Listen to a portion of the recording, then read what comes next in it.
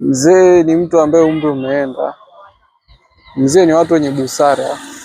Wazee ni watu ambao tunaweza kujifunza vitu kutokea kwao kwa sababu ya experience, walitutangulia vitu vingi. Nikisikia neno mzee, kwanza naelewa kama kisima cha maarifa.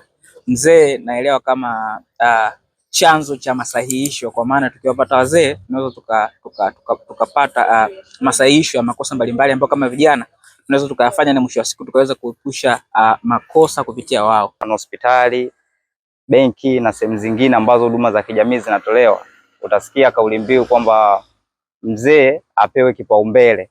Kwa pale pia unaweza kuona wazee ni watu gani, kwa sababu ya viungo vyao labda vinakuwa haviwezi kuperform vizuri, lakini pia magonjwa uzeni yanayonyemelea yanapelekea kwenye hilo shida.